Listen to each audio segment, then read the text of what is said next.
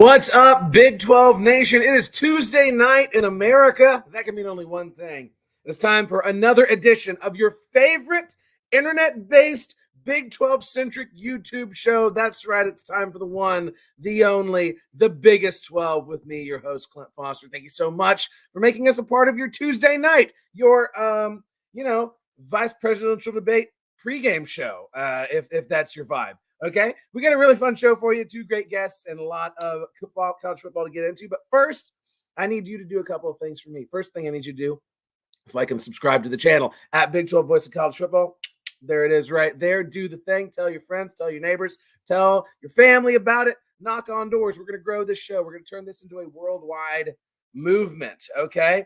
On that note, we also have memberships coming to the channel that I would encourage you to check out. I'm coming up with some snappy names for those as we speak. And super chats. Now, if you want a guarantee of us talking about your comment, then get yourself a super chat. It will go up on the screen and we will absolutely make sure that we get to it. Oh, and there's so much flying off at me.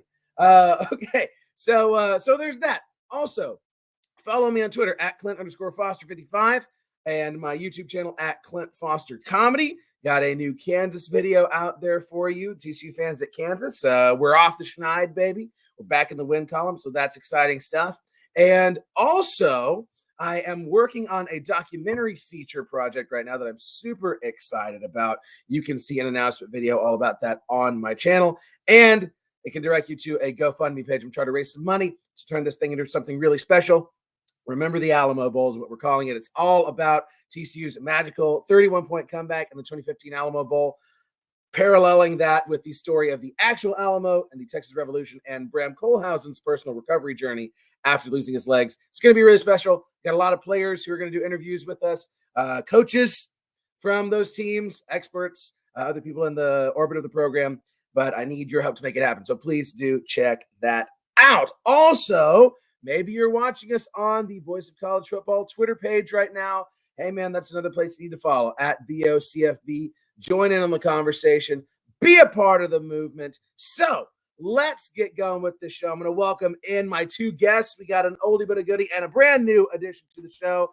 Dolly Drama, you know him from Twitter, our in-house UCF fan of the day, and Brownie's back to rep the Cyclones. Gentlemen, how are you two doing this evening? Good evening on this preview of the presidential debate. I'm feeling why not, right? Undefeated clones, baby. Yeah. Nothing gets me hyped to listen to Tim Walz, than like talking about the undefeated Iowa State Cyclones. Right? That's gonna get it's two very hot topics, but Iowa State Cyclones undefeated up here. Presidential debate. I don't know. I'm with you. Okay, well, first we're going to start with a news of the weekend piece, something that is non-game related, but that I really wanted to highlight. I'm sure most of you saw this. Dolly, I'm sure you saw it. Colorado with a somewhat unfortunate choice of pregame graphic here, leading up to their UCF game. I'm going to share that with you right here. If I can find where the tab is. There it is. We know obviously right now, not a great situation weather-wise. Hurricane Helene tearing its way across the East Coast, and Colorado decided to post this and beware of sharks, as if that is of any relevance to UCF whatsoever. The post was deleted, but Colorado continuing to do classy things. Gentlemen, do you have any hot takes on this graphic? You know what? I think people overblew it a little bit. I think it was a little tone deaf. I don't think it was necessarily malicious. In hindsight, though, I can't even look at a Colorado jersey the last few days. So they definitely left us underwater. But sharks have nothing to do with Central Florida. I get it. I guess that's their linebackers kind of mantra. Sharks, can't drown a shark. He was a beast on Saturday as well. So it's all fair play. I don't think anything was malicious. It's kind of, to be honest, it's kind of just a weird graphic. There's no depth to it. There's the shoreline is a little bit off. We don't have those type of palm trees in Central Florida, and we're nowhere near water that blue, unless you're at Universal Volcano Bay or something like that. But beyond that, just some intern just sent or had that already in the pipeline for a couple months ago. Just maybe a little bit tone deaf, but I don't think anything malicious.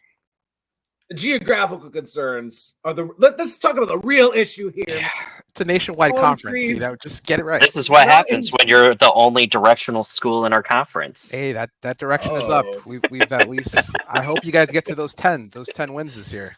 It should be fun. Don't jinx us yet. Yeah. Yeah. Well, yes, Colorado with the semi-unfortunate. I mean, you know, there's a lot of. I understand that your folks are okay. Central Florida wasn't hit too hard, correct? Yeah, Central Florida was good. I think it was the west coast of Florida got hit pretty bad, and there was definitely some gnarly flooding, things we saw on the timeline, you know, on Instagram and all that from friends and family that you're just checking in.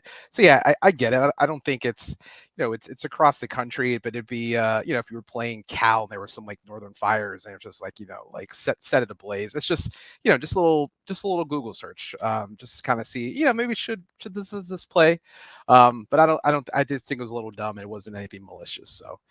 Just roll on, man. On to the next. Brandon, you have any hot takes on that? Oh, this is all about ridiculous takes and stuff like that. I just think that whoever was in that social media team just like, I don't know, was like, oh, hey, look, hurricane. Let's make this a hurricane graphic. And just called it a day. Like, hey, 2 peas in 1 pod. I don't know. I just feel like half of the stuff that the Colorado social media team puts out is like super cringy, weird things, right? So like last week when they played Baylor, they had the whiteout game. And I only bring this up, Baylor fans, don't get mad at me, because Iowa State is also doing a whiteout game against Baylor. And everybody was laughing because Baylor was wearing their away whites, but Colorado's graphic had the all white jerseys in them, right? For the whiteout game. And we all know that Baylor loves their logistics and paperwork. You do not mess with the paperwork, as Iowa State learned back in 2019, right? We didn't have tents on our sideline, and our sideline temperature was like 120 degrees. It was insane. So I thought it was really funny when I saw that, and then Baylor came out and said, yeah, man, like, we're wearing all white. And all the Colorado fans were like, oh, they're not wearing white. That was just a graphic for the whiteout game. I was like, then why have the whiteout game? Like, I don't know. And then somebody was like, well, look at this graphic. Shador is wearing half black and half white jerseys. Like, you really think that they would wear a half and half? I was like, honestly, wouldn't even, like, put it past Prime to try that. So I can tell you that pissed more people off this weekend that Colorado looked like the black and gold team, and we had black helmets and black jerseys. And we're at a home game. We should have dictated that. And they came out with that gold helmet is we used to call a big game gold back in the Mackenzie Milton days, and we thought we were gonna roll with that or night mode with like the black on black with the gold on top. Yeah, and we just came out. It looked like freaking Shamu, man. Black top with a white stripe. It just did not look indicative of what we were doing. And then to get your asses kicked that entire day like that was not a good move. And now we're headed to the swamp. So I mean, at least we have that. Yeah, I just find that social media team is like, screw it, throw it on a graphic somewhere. Yeah, uniforms matter though. Uniforms matter, man. Listen, former equipment manager here. I'm here to tell you, Frogs lost 2 games without the Horned Frog on the helmet. He goes back on the helmet. What do? We put it together. We get the win at Kansas, right? Is it a coincidence? Absolutely not. Okay, absolutely not. But Dolly, you were talking about that UCF game. Let's go ahead and talk about what is next up for the Knights. The big game against the Florida Gators here. A little in-state rivalry action. I don't know if Florida sees it as a rivalry. Definitely a rivalry on the Orlando side of things. UCF is favored going into this game, 3-point favorites. So I feel like I like the Knights. Florida's a little bit of a mess right now. Are you cautiously optimistic? Where's your head at? I can tell you right now at 3:29 on Saturday, I was just like, we're going to take care of business today and then roll through the swamp the next weekend, maybe as a favorite. But I don't know, man. There was a couple pieces that I did not see. Our D-line hasn't got that much pressure on opposing offenses, and there's some statues in the paint. You know, Graham Mertz and DJ Lagway are men behind an SEC line, you know, no matter how bad they are. The line started us as a 2.5-point dogs, and then it just flipped. Now, granted, we're through 4 games now, so maybe some guys are redshirting, kind of keeping their eligibility on the Florida side. If it was an earlier game in the day, like a noon kickoff or at 3 o'clock, it's going to be in the swamp, 7:45. It's on the SEC network. If we can put something together, it'll be real interesting. I think this is kind of like a big domino game for the coaching carousel. If Billy Napier loses this game, that's it. He's not going to have a job Saturday night. And I think if Gus loses this game, I think a good chunk of the fan base is going to be checked out for this season. We're already down 1 in conference, but I think a lot of fans are saying, listen, if you go 6-6 and one of those wins is in the swamp, we're all in. I think some people, my buddy Brian Peterson, another guy on Sons of UCF, was saying if we go 4-8 and mollywomp the Gators, I take that just for like a sure thing. So I think it's a big game. The last time we played them was in the Gasparilla Bowl. It was 29-17. Fun fact, that was Billy Napier's first game. He was on the sideline. He was just hired. So there was an interim coach there. And beyond that, it was 2006 in the swamp. And I was a junior in college. We got mollywomp 42-0. So I want this one bad. I think we could definitely go up there. We can run the ball on them. Their run defense is pretty atrocious. They've given up 34 points per game. We're 65% run. Kind of getting chunk yardage about 5.5 yards a game. But if they could stop our running game, I think we're in a little bit of world of hurt. We had our Mount Rushmore with RJ Harvey, Penny Boone, Miles Montgomery, and Johnny Richardson. But the last game, Colorado just kind of stopped our run. And if that happens, you got to make KJ one-dimensional. He doesn't have time in the pocket. There's stunts and blitzes for that last game. So he'll make some errors, man. He made Travis Hunter a highlight reel that he can send to the Heisman Trust this weekend. So it'll be interesting to see. I got to see some more attitude.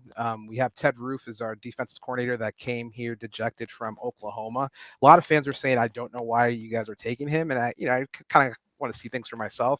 It was not good, man. We were giving those guys a lot of cushion. Granted, you don't want to get burned over the top with that sick receiving core, as well as Travis Hunter. But I think if we can kind of get our heads focused, Gus Malzahn is always good for, what the F game once a year, and then just one that he just weaponizes his Gustism to something magnificent. If we can do that in the swamp this Saturday, I'd be excited. But I could see us losing a close game, over under 61.5. I could see us losing by a field goal. But if this line keeps moving, I want to start believing in us.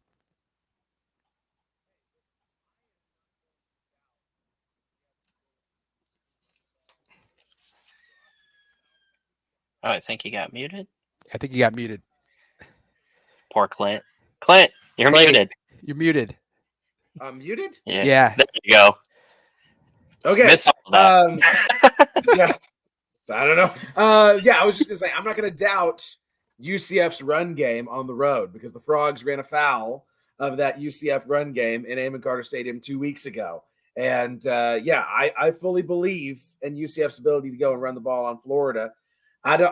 Listen, Florida has done absolutely nothing to impress me this year. Yeah. And I don't know, it's a night game at the Swamp, sure, but is the energy there for Billy Napier? I don't know that it is. Brownie, what are you thinking about this? Let's get another third-party, impartial observer opinion. Because we tend to be more critical of our own teams. So, I was kind of looking at this earlier this week and kind of playing with the numbers and looking at everything. And I personally, it's just one of those where I don't see Florida winning this game. Vibes are down out in Gainesville. Yeah, it's a night game, but really, for me personally, when I think of night games and like night game vibes in the state of Miami as like a whole, I typically lean more towards like UCF has great night game vibes, especially when you guys bring out like the Space U's and stuff like that. Those are baller. Sometimes Florida State, but most of Florida State's kickoffs that I've noticed, at least recently, have been all like mornings and like mid-afternoon games. But the occasional night game is pretty fun to watch there. Florida, I'm personally not sold on like at all. They haven't been the team that they used to be. They're 2-2. I think, who have they lost to? Miami was an absolute beatdown, and then they lost a boat race to TAMU. Yeah. Like, they beat Mississippi State 45-28. Mississippi State is trash, though. I think they got called by Toledo at home, yeah. Yeah, exactly. Like, they don't have that viable win. Their only other win is against Stanford, and like, Yeah. 45-7. Like, okay, congratulations, I guess. I mean, I don't know.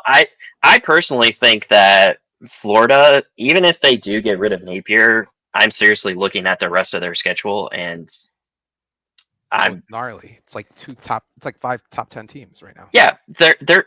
I personally don't see them winning another game. Like, I seriously see them going 2-10 with this schedule. Like like at Tennessee versus Georgia, at Texas, like home against LSU. Like, sure, LSU is hit or miss right now, I think, but Ole Miss is going to come in and rock you, and you know that Florida State's going to play them hard. So Yeah. I I have no confidence in Florida. I'm sorry to say it, Gainesville people, but like, nope. I could see Bill Napier. I mean, I could legit see this is for his job. Either cut the Band-Aid off now or just kind of. It'll be interesting to see, but I've also seen Gus do some dumb things, man. I mean, Georgia State has gone into the swamp and not thrown a pass and beat the Gators before. You guys remember that a few years ago. So Yeah. if we kind of keep it going, and he can kind of just dink and dunk his way with our receiving core, we have a deep threat in Kobe Hudson, but we have Pittman is our tight end that's a little bit underutilized, and Whittemore as well. Just get some stuff in the flats and keep the chains moving. I think if we get ahead of the ball, get ahead of the chains, and play clock management and keep away, it'll be fine though. But I mean, Lagway is dynamic, and then you're gonna have Metzer is gonna just spin the bean as he does if he has time. And they have playmakers on both sides, so I think it'll be a good game. It'll be interesting. It's definitely kind of fallen in the grace. We thought it was gonna be a national game. It's on the SEC network, but if we can sneak out a win in the swamp, I will be very happy, man.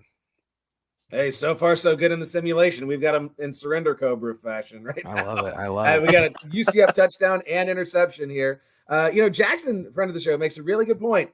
When Malzahn coach teams are huge favorites, such as Saturday against Colorado, they lose. But when they're underdogs, they win. I don't know that I would necessarily classify UCF as an underdog in this game. I think that they belong as 3-point favorites. But, you're in a hostile environment against the SEC team. There's at least the underdog perception. This really feels like UCF magic, UCF victory to me. That's how I'm feeling about it. Yeah. Story, and I'm sticking to it. Go ahead. And kind of what I've learned, especially with like some of these betting odds and stuff, is honestly, if you're 3 points or closer as the underdog, it's basically just home field advantage. Right. I feel like. I mean, there's a lot of games where, you have favorites of a touchdown or 10 points or 11.5. Like, that tells you that, yeah, it's going to be close, but the team that is the favorite should win that game. But when you're at like a 3.5 swing in either direction, they're just chalking it up to home team's environment, and that's it. And personally speaking, I think that the vibes are going to be down. So 3 points seems pretty nice, and I'm hitting that freaking UCF button all day long. Yeah, I mean, we were 2 touchdown favorites, 14.5 this Saturday at home, and we're usually pretty damn good at home. That was the thing about the Malzahn tenure here. Just on the road, he was just abysmal. He didn't win the only road game that he won on the road in the Big 12 was at Cincinnati, and that's kind of like an American game last year with the first year in. So that's why we were juiced, man. When we sneaked that one in at TCU, I don't even think we really won that game. I think if Sonny Dykes actually just runs the ball a little bit, I mean, we're literally 6 yards from a field goal being made. We've only really played a quarter and a half of good football this year against real people. So that's why I'm a little bit cautious, but maybe I'm keeping the vibes a little bit lower so I can be happier on Saturday. Smart play. Yeah. Oh, Clint did it again. Play. Mute. Again. I'm not. My mic is not getting muted. I don't. Let me remove myself. Can you hear me now? Yep. Yeah. Like that. Okay. My mic's not getting muted. I don't know what's happening. Oh no! Okay. Now my camera just got unplugged. So, Technical difficulties everywhere. We're gonna put a pin in this UCF game. I want to let the simulation keep going so we can check in on it a little bit later and see if UCF isn't still indeed holding this lead. So I want you now take a moment before we keep looking at the rest of the games coming up to talk about one big takeaway from last week's action. It can be about your team or just something in the Big 12 generally. One big takeaway you had from last week's games. I think it's going to be that upper crust to start the year with Kansas State, Utah, and Oklahoma State. You're going to take your blows in the Big 12, but who would be able to bounce back a little bit easier? I thought, Utah would keep the show rolling, but they lost to Arizona. I thought Kansas State and Oklahoma State would kind of tell us who was going to be in that upper echelon, and Kansas State took it to them, man. I didn't expect Mike Gundy to start 0-2 in conference play, and he hasn't done that since 2005 when they finished last in the South, and Nebraska and Mizzou were still in the Big 12. So that's a little bit of a weird stat, but I think that upper echelon, I think Kansas State kind of weathered that storm. I think Avery Johnson is going to be really special. I saw him at the Pop-Tarts Bowl in Orlando live, and you can just kind of tell he just looks like a stud, and he moves and he does his little jump passes. He looks like a little baby Tebow out there. So it'll be interesting to see, but I think out of that top three, I think Kansas State weathered their storm at best, and everyone's got some blood on their hands with one loss at least. So the race is still wide open. Brownie, one big takeaway from last week? Well, I didn't get to watch a lot of football last week. So I actually just watched a whole bunch of highlights, and I think you should look this up so our viewers can see it, Clint. I posted it on my Twitter, and it's the Abu Sama touchdown run. And it was just kind of weird and interesting to me. And Cyclone fans have been saying this for a while, and Sama is definitely fast and a great kid and stuff like that, but our running backs cannot hit a hole to save our lives.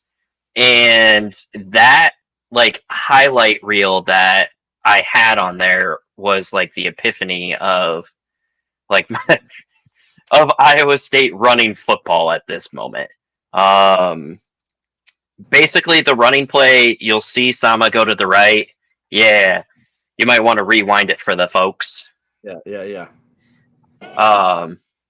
But yeah, you'll see Sama run to the right, and then our guard, Jared Hufford, has enough time to basically grab Sama, pull him out of a kerfuffle, spin him like a toddler, and push him in the right direction to score that touchdown. So, right there, you see him get stuck. 54 pulls him out and pushes him up the field. That's awesome. That is a teammate, man. That is a teammate. Yeah. And I always find it funny because, Sama has that ability to make those big plays, but how insane do you have to be to where your offensive lineman goes, wait, you're not supposed to be here, grab you like you're a toddler, pivot you, set you back down, and go get him, boy. Yep. I also made the comment earlier in one of the group chats because they're like, yeah, our running backs are amazing. I was like, dude, our running back literally ran into a wall like a Roomba, and where you had to go and pick it up out of the corner and rotate it so it would work. I mean, that's kind of my takeaway from last week. I was like, we had these great players and stuff like that, but I see stuff like that in the highlight reel, and I'm just like, what are we doing? Don't give Sama the entire touchdown credit on that. Give him half a touchdown and give Jared Hufford half a touchdown, and Jared Hufford 2 rushing yards for picking up the dude and shoving him down the field. Give the O-line some credit. Yeah, truly. Man, here's the thing. On the topic of the conference being wide open, because every week I feel like the conference just proves over and over again that it's going to be wide open. I got a hot take. I think, I'm calling it right now, that the 2 teams who are in Arlington playing for the conference title this year are each going to have 2 losses in conference. That's what I believe. I think that this conference, there are so many teams that could go on a run here. I don't think UCF's out of it. Yep. I don't think that Iowa State will be out of it, even if they lose their last 2 games of the season. There are so many teams that are in the conversation. BYU, Kansas State, even Oklahoma State at this point. I mean, Even TCU, if TCU's defense can continue to improve off of that Kansas game, I mean, after a bye week going into Utah without Cam Rising, who knows, right? Texas Tech's looked pretty good. Arizona's looked pretty good. This is a wide, stinking open conference. I think that we're going to have two teams with 2 losses in that conference title game. Y'all agree? Or y'all think I'm crazy? No, I think you're good. And you guys we saw him with what's your quarterback's name again? Hoover. Josh Hoover. Hoover and Beck. I mean, those guys are nasty. And he had 4 touchdowns in that loss to us. He still put up big boy numbers. And he looked great. And I think it'll definitely be there's just some things I'm holding on. I just wanted to say, by November is UCF playing meaningful football, right? But we have a Utah on our Black Friday. It would be so sweet even if we're not in the conference, to get to Arlington conversation, you give Utah a loss and they're knocked out of it. There's still some fun to be had throughout the year, but if we can play some meaningful football in November, I mean, trips to Ames is going to be difficult, but everyone that's kind of got that one loss, we still got ahead of us. Arizona at home, Oklahoma State, we dodged them. We dodged Kansas State. And then we have Utah here, Arizona here, and Iowa State. Gus is always good for that weird October win on the road for something he has no business in winning. Rocktober, baby. We don't lose in Rocktober. It'll be interesting. Yeah, it will. So let's go through the rest of these games. We'll just go through chronological order from here on out. Frogs have a Friday night game against the Houston Cougars. This is the most comfortable I felt about a game since Long Island. I have said it many times. I think that Willie Fritz is the right hire for Houston, but they are obviously not there yet. I like the Frogs to cover this spread. Am I just wearing purple tinted glasses, or what do y'all think? The only thing I think could get a little bit weird, that 16.5 points is a lot of points for a Friday night game. And I think Houston's due. They were shut out last week. Donovan Smith only had 71 yards and an INT. I mean, Josh Hoover is going to go crazy, but Houston's pass defense is ranked in 30th. So there could be some hiccups there, but I don't think you get the shutout. I think they may be backdoor cover that late with some garbage, but I'm on TCU all the way for money line. Oh, I am 100% hammering TCU for the win. I'm hitting that over because it's right now at 50.5. Okay. And I'm not sure quite on the 17 points. I feel like that they definitely can. From the Iowa State game last week, from at least what I saw on the stats, that looked actually like a typical Matt Campbell win. We don't blow teams out. We've never blown teams out. The game that we played against Arkansas State, I have very good authority that Matt Campbell was pissed that we scored those last 2 touchdowns against them to put an absolute mauling on them. I just feel like Houston's numbers are slightly inflated because they play all of these super low scoring games. So, I mean, the 17 you could probably play with on either side. I do think Houston will cover the 17 just because, I mean, that's 2 touchdowns and a field goal. That's almost as much as Iowa State put up on them last weekend completely. I do still think that they're going to probably lose by 10. I just don't quite feel comfortable enough to hit them on that 17. Here's what I'm going to be really interested to see, and what I'm going to be watching very closely. To the point that you made, Dolly, about the pass defense, I'm going to be really interested to see how well we run the ball in this game, because Kansas was the first time this season that we were able to run the ball effectively late. That's part of the reason we were able to close out that game, partially because we had a true freshman, Jeremy Payne, toting the load primarily. Obviously, we were not able to run the ball effectively late against UCF. That's the main reason we lost that game. Right? We weren't able to just close it out. So can we run the ball here against a defense that should be friendly to that? Offensive line, we've done a little bit of shuffling. Going to be nice to see if these guys can continue to come along, build a little bit of momentum, hopefully going into the bye week, and then, getting into the tougher part of the schedule, can you make some noise? That's what I'm going to be watching and be interested in seeing. But I hate that it's on Friday night. I get the TV thing and, more eyeballs on you, but come on, man. Texas Friday night is for high school football. We can't be doing this. We can't be doing this whole college football thing on Friday night. It drives me nuts. One Yeah, a year. send that to the One a year if you Arizona have State to. Kansas game, man. Yeah. Put them on Friday. Nobody cares Yeah, about Arizona honestly. State. Honestly, all these TCU Houston fans, we got someplace to be on Friday. Okay, we got someplace else to be. Okay, so this is one I have no idea what to make of this game. I'm gonna be honest with y'all. West Virginia at Oklahoma State. Oklahoma State has played some tough teams, but they have not wowed. Right, Alan Bowman in particular has struggled. West Virginia, we got people who aren't trusting the climb anymore. I've really gone back and forth in my pick 'em of whether or not I should take West Virginia or Oklahoma State in this one. Y'all convince me one way or another. What are y'all feeling about this game? I mean, Pokes are starting out, like I said earlier, 0-2 in Big 12 conference play for the first time since 2005.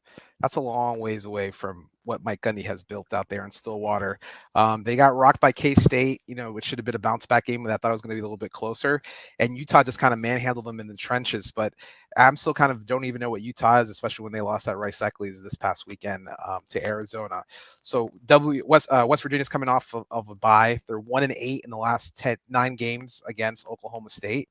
Ollie Gordon hasn't really been that dynamic as he was last year.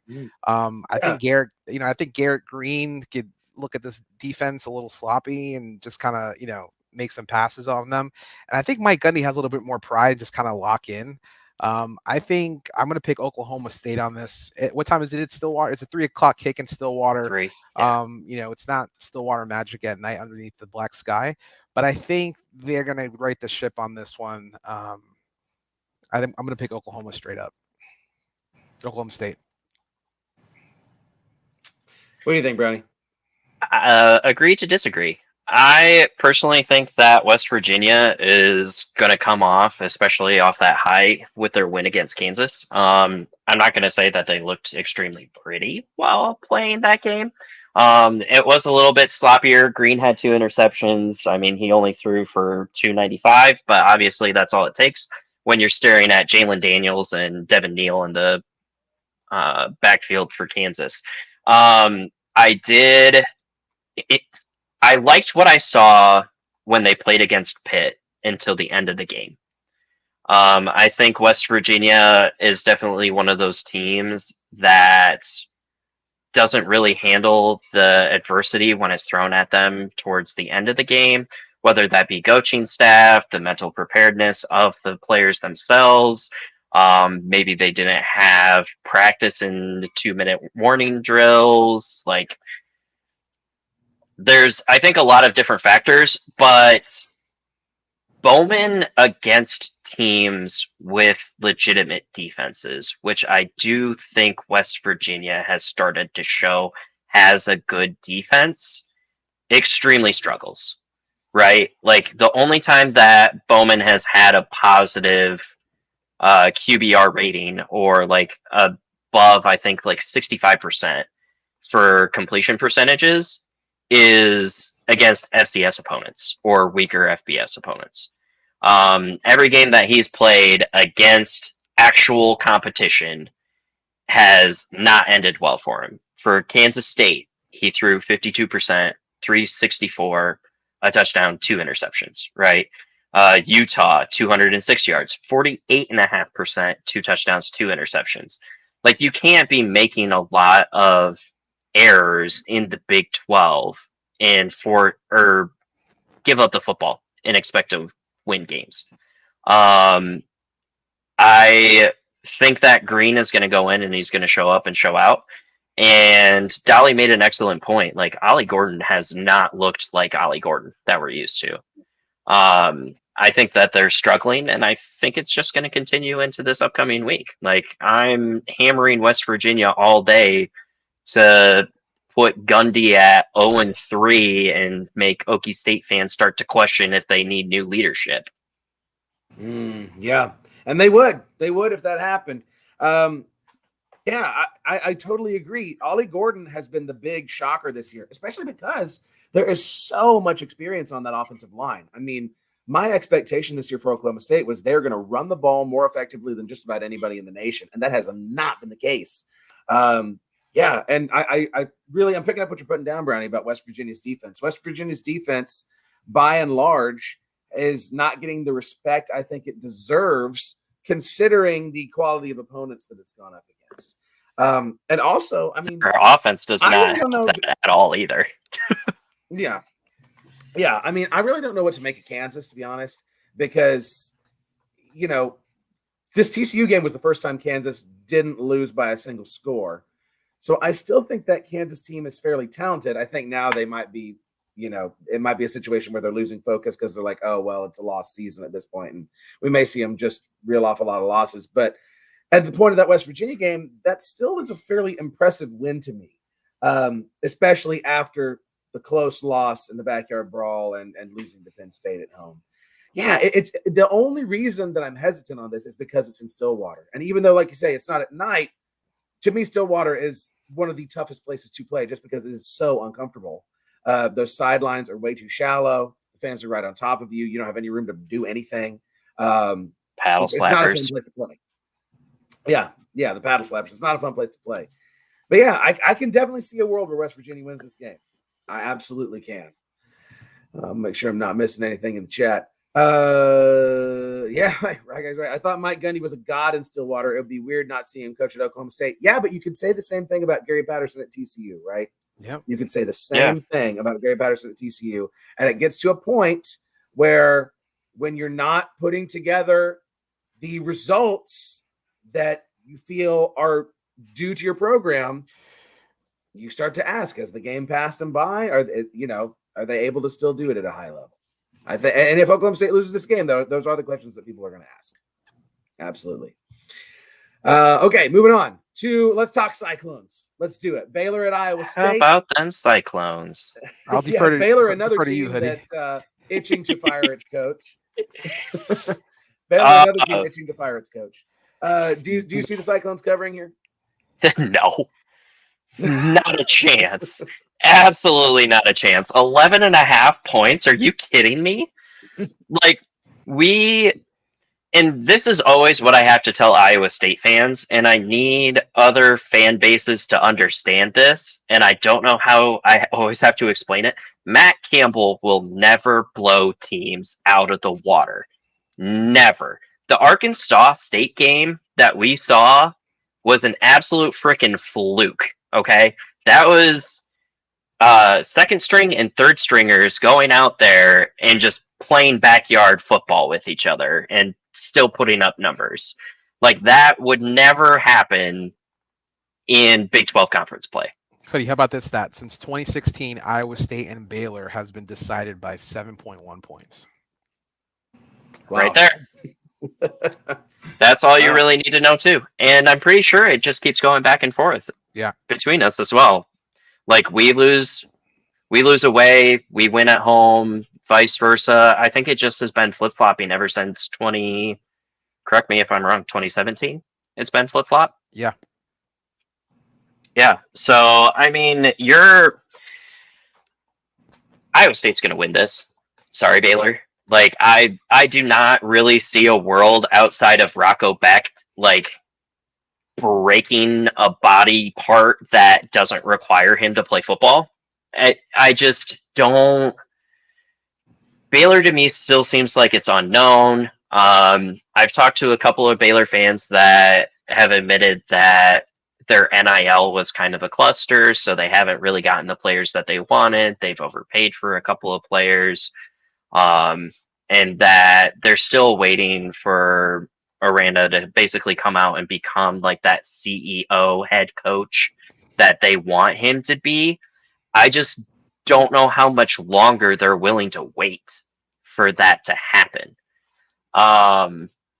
Could this be his last game? I hope not, because I really do like him. I think he fits well in Baylor. I just think that whatever is going on that's not getting him the step that he needs to take to become successful at Baylor, I hope they fix it. Because, personally speaking, a lot of these Big 12 coaches, I love them. I love all of them. It's no longer are there days that I literally look at freaking Texas and go, man, I hate Herman, or Oklahoma, where it's like, why the hell is Stoops still around? You know what I mean? Like, I genuinely have respect for a lot of the head coaches here in this conference, and I'd hate for us to lose a good one because he wasn't given the resources when he originally started, and now it's showing on the back end. Um, I, I'm also hitting. I'm hitting that under too. I think the total, yeah, the spread right now is 44.5 points. Hit the under again. If Iowa State goes up by 17, let's say it's 17-0, Iowa State is literally going to run 3 running plays. If they don't get a first down, they're punting it. If they do get a first down on 3 running plays, it's another set of 3 running plays. If they do a pass, it's going to be a short dink, and they're not going to pull out the big plays until Baylor gets within 7 again. Then they'll do another big play. I mean, we saw it against Iowa, where we pulled out the big plays intermittently, but we tried to control the game. When we played against Arkansas State, our first drive was a success, and then all of a sudden we went 3 and out like 3 times, and then all of a sudden we started smoking them. North Dakota, we did the exact same thing. You know, we talked about last time I was on here, the 16-minute drive or whatever it was. You know, we punted 3 times in a row, gave up the 16-minute running drive that gave them 3 points, and then we scored a touchdown in 4 plays right after. I think it's going to be rinse and repeat for Matt Campbell. Yeah.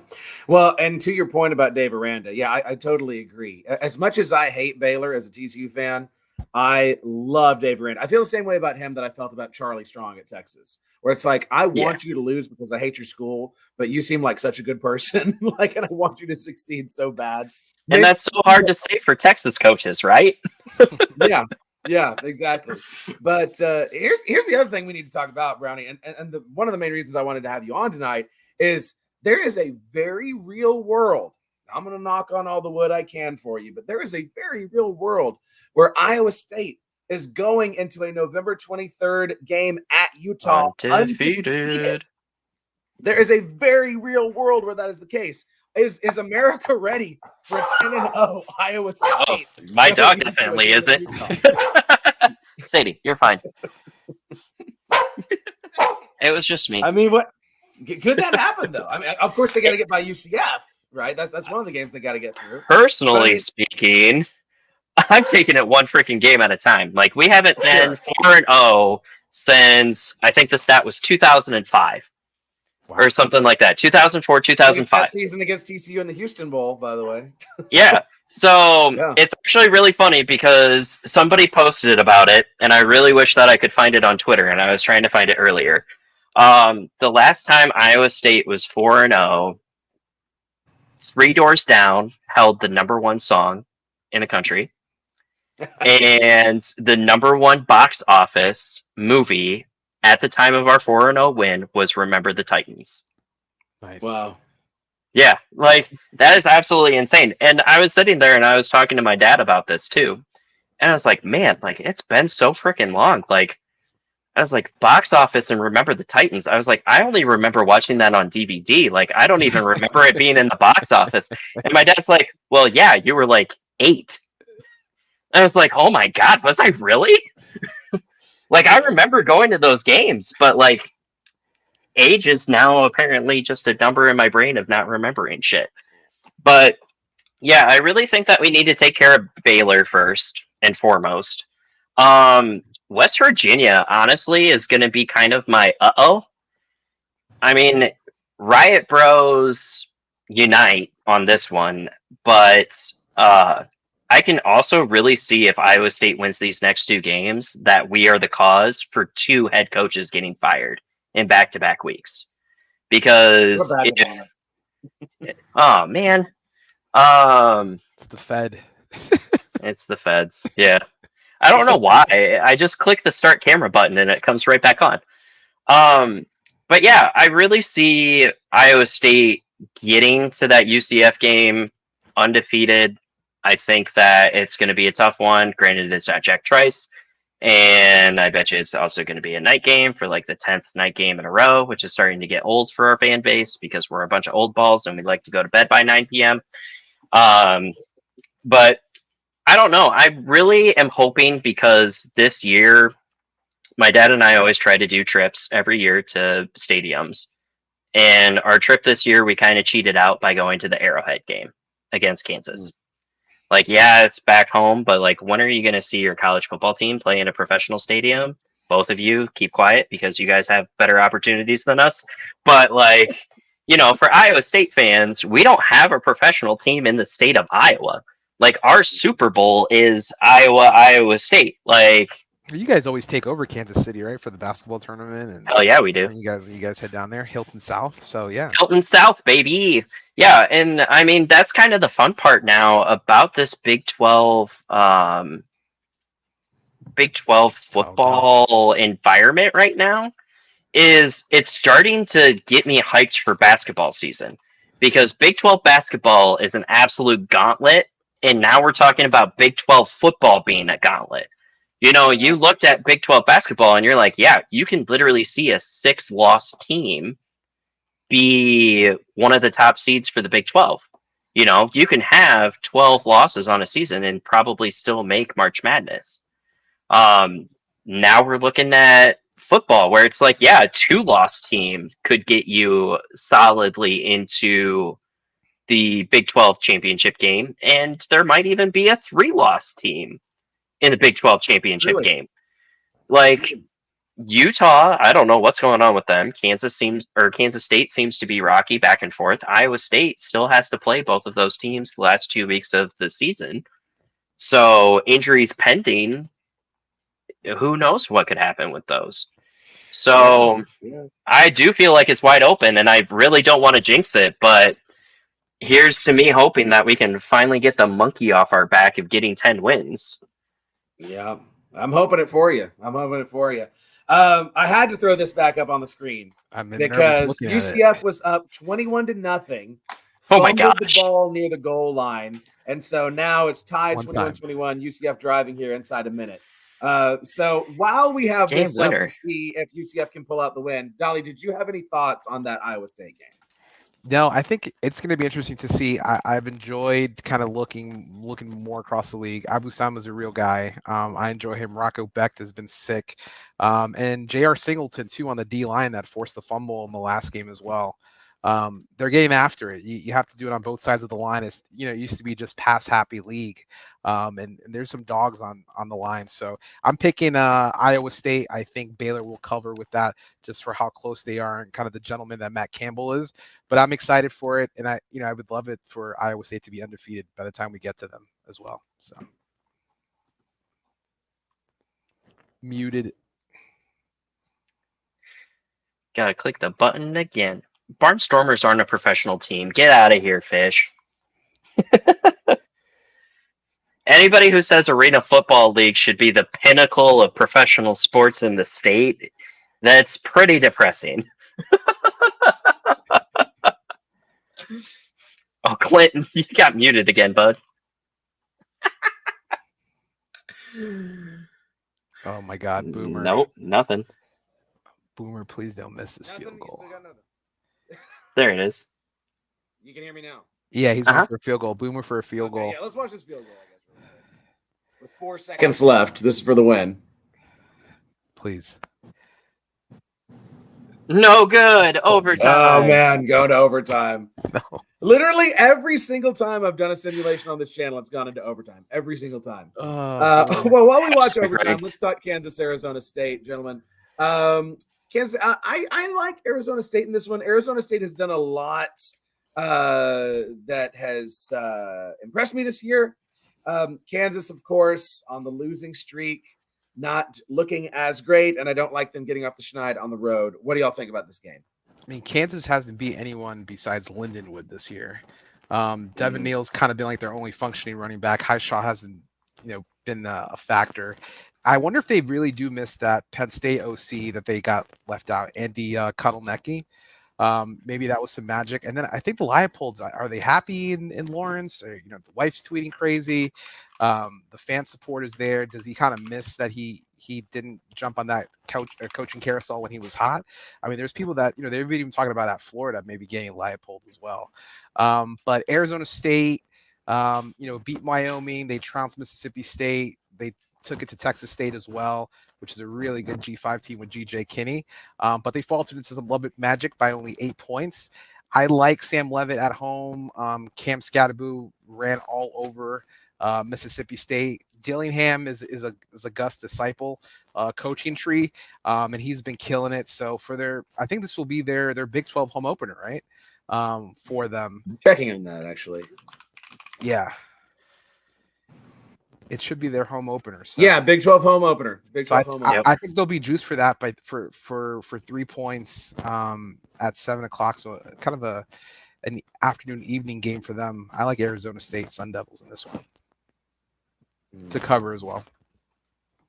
Yeah, Brenny, what do you think? I personally am going to take Arizona State as well. I really think that there's a lot of disrespect with just 3 points being the spread right now. Yeah.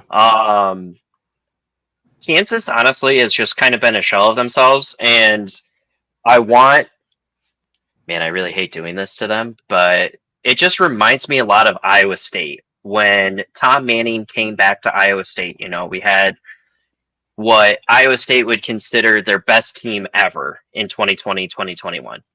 We had Brock Purdy, Breece Hall, Charlie Kohler, Dylan Sainer, Xavier Hutchinson. I mean, we're talking about like 5, 6, 7 guys in the league just on that side of the ball alone, And after they all left, we thought, okay, like we're still going to be good. We're not going to be great, but we should still get like 7, 8 wins. And we dropped to 3, And we found out that it was just Tom Manning not having the personnel that needed to succeed in his offense. I think Kansas is in the same way with Jeff Grimes. Jeff Grimes was really good at Baylor because he had the personnel that he needed to succeed at Baylor. When he got to Kansas, he had the personnel that he needed to succeed at Kansas. But now that a lot of the players are starting to leave and the personnel is starting to change, we're starting to see Grimes kind of fall into that same pattern that Tom Manning was of complacency.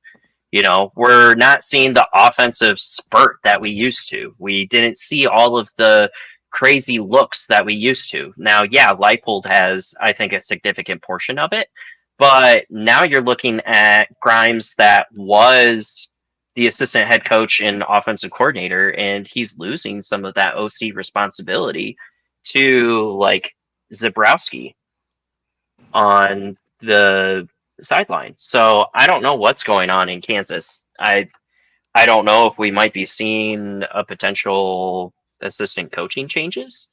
Again, I love Leipold. I really hope that he succeeds extremely well. But he's falling into, I think, the same trap that Matt Campbell did with Tom Manning, where you're just sticking around with an OC that really only has one type of play style. And if it doesn't fit that play style, you just get exposed. Mm-hmm. Yeah. I, for the life of me, do not understand why Jeff Grimes did not run the ball more against TCU, for example. That makes absolutely no sense to me. Yeah. Nobody knows. Those are your 2 best playmakers are in the backfield. Like, why are you not trying to run the ball? Yeah. All right, we're going to get this trash off the screen. That's gone final. Hopefully that's not what happens. Not like that. I hope not. UCF was up 21-0 in that game. I believe it. But I will say it was very realistic with Colton Boomer missing a field goal. He missed a bad one Saturday as well. Don't worry. Iowa State knows that pain too. It's in the game. It's in the game. We all do. We all know that pain. All right, let's close this sucker out. Let's talk about Texas Tech at Arizona. 10 p.m. Central Time. So that's 11 p.m. Dolly's time on the East Coast. If this was a Tech home game, then I'm feeling confident about the Raiders. I kind of feel like they're pretenders, man. They've not done anything to impress me. I mean, truly, Cincinnati should have won that game if they had even semi-competent clock management. Cincinnati wins that game this last weekend. Tech has just not done enough to wow me. Am I off base in thinking that Arizona wins this one? No, I mean, it was Arizona looked pretty spooky in Salt Lake City this past weekend, and you had Noah Fifita was throwing the pill, and it wasn't just only to McMillan. He scored 2 touchdowns with one receiver each. Weird thing, Tech leads this series is the old rivalry. Tech leads it 26-5. In the 4 games that Tech has won this year, Taj Brooks has rushed for at least 100 yards and gone 4-0. Their one loss was in Pullman against Washington State. I think they're kind of pretenders as well. Lubbock's definitely a hard place to play, but Arizona, I guess this will be Arizona's Big 12 home opener as well. I think they'll be juiced, and usually they would have a Pac-12 after dark kickoff normally, but I think you're going to see a lot of Red Raiders out there to give them some atmosphere as well. I'm picking Arizona to cover, and the over I have the 63.5. I think it could definitely be a shootout, but it's just, can Taj Brooks and the Red Raiders kind of set tempo and run the ball and kind of get ahead and be a little bit opportunistic. But if Noah Fifita gets off to the races, I think this could get ugly quick, but it'll be a game throughout the fourth quarter. I can see that. What do you think, Brownie? I actually agree with every single point. I definitely think that Arizona's going to cover. I think it's going to definitely hit that over. Texas Tech, I would say the only true defense that they've played against all season has been Wazoo, and they only put up 16. So I think that that's going to be definitely a trend going into the Big 12, especially when they start playing those feistier defenses. I do believe Arizona has that good defense. Obviously, I think that their Utah game was a little out of whack just because of Cam Rising and stuff like that. But I also think that them losing to K-State 31-7 was also a fluke. I just don't think they were quite ready for what Manhattan had.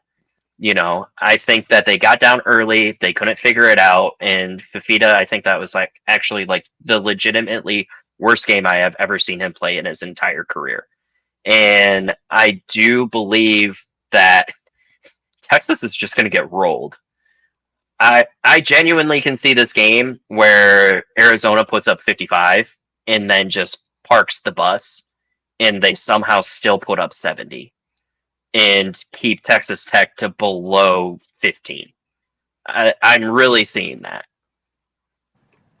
Wow. Yeah. I don't know if it's going to be that bad, but I do. I think extreme overreactions here. Hey, no, I'm all about it. Yeah, nobody watches these shows for reasoned takes, right? Yeah, I think you're right. I think Arizona wins. I think Tech gets exposed in this one way or another. All right. Well, that is our show for this week. So, gentlemen, thank you so much for hanging out. Please tell the people where they can find you, where they can follow you, where they can listen to you, all that good stuff. Yeah, absolutely. So the Twitter at Dahlia_drama with the Sons of UCF on the 1012 network. So anywhere you get your podcasts, follow us on Twitter and all your socials.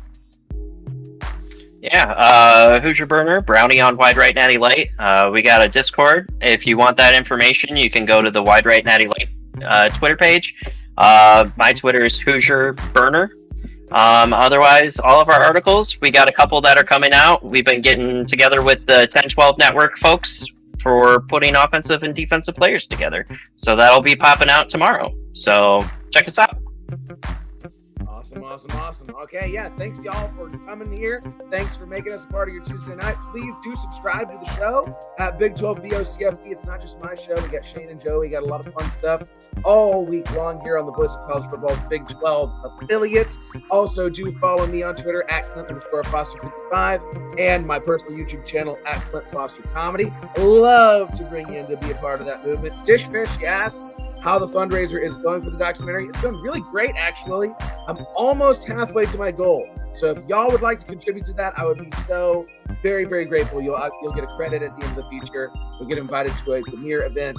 We're going to do it right. We're going to do it big. We're going to do it right. So please do, if you feel so moved, give to that. And also, if you're interested in advertising on the show, we are doing advertiser spots now. So shoot me a message and we can get that set up if that is the sort of thing that you are interested in. So until next time, I love you. I hope your team wins and go Big 12. We'll see you around.